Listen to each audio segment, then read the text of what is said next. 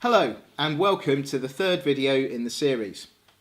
My name is Peter Watson and I'm the founder of Seiha Consulting, where I give you the tools you need to get the job you want. The theme of this video is what do recruiters look for and how do they work? We've all been there.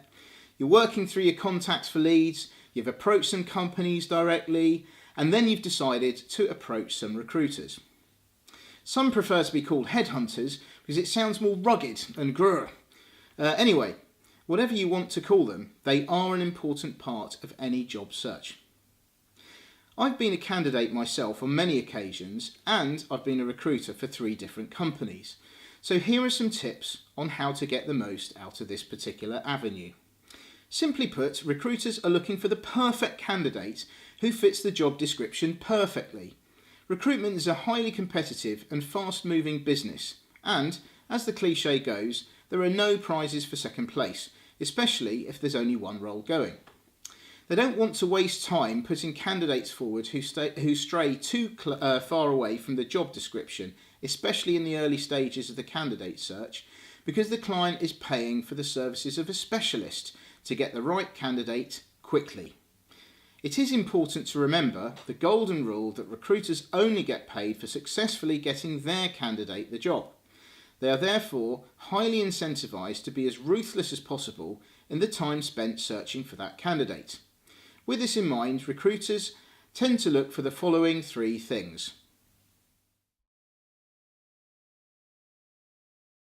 Firstly, they are looking for candidates who fit the job description exactly. There's no point trying to be too clever unless you really have to.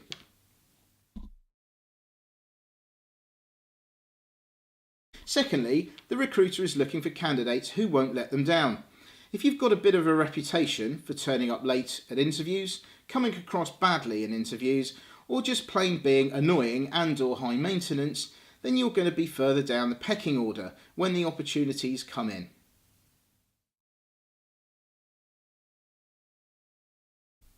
The third thing recruiters tend to look for is candidates who have a good range of skills, which means they can be put forward for a variety of different types of positions and who interview well.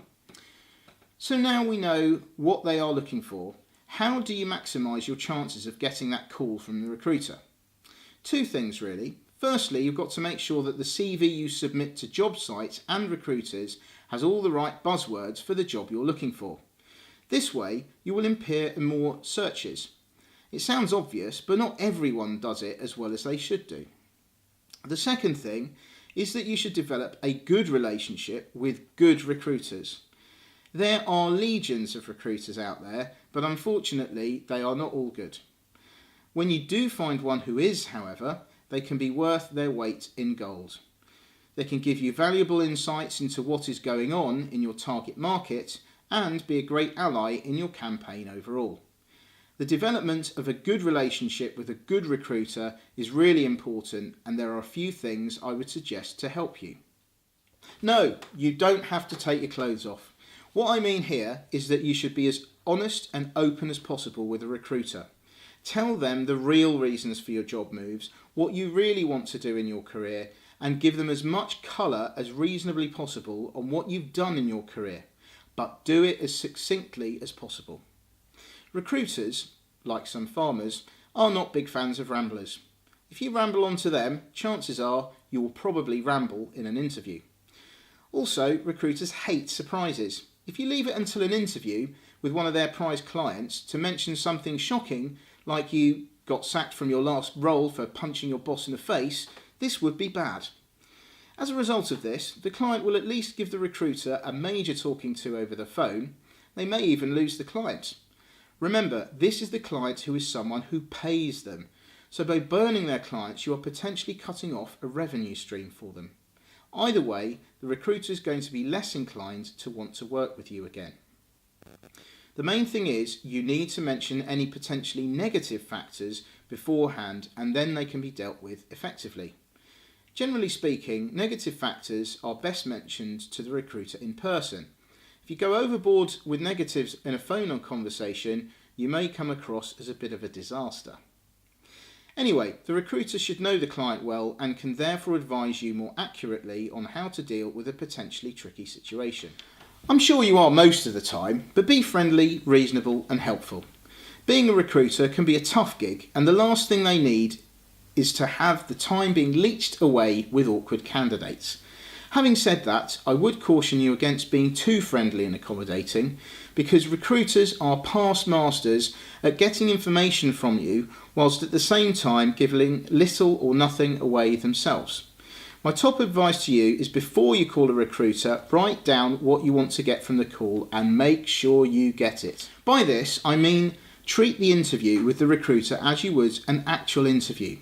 No matter what your opinions are of recruiters in general, you've got to leave them with a good impression, because they are the ones who are going to get you in front of their clients.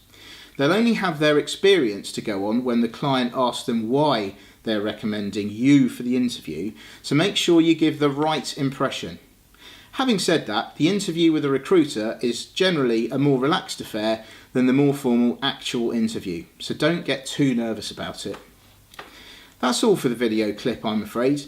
There are loads of other things I could go into here with regard to getting the most out of recruiters, what the job process is from a recruiter point of view, and how they should be integrated into your particular job search campaign. But time is short. Please contact me for further discussion and consultation. Thank you for watching.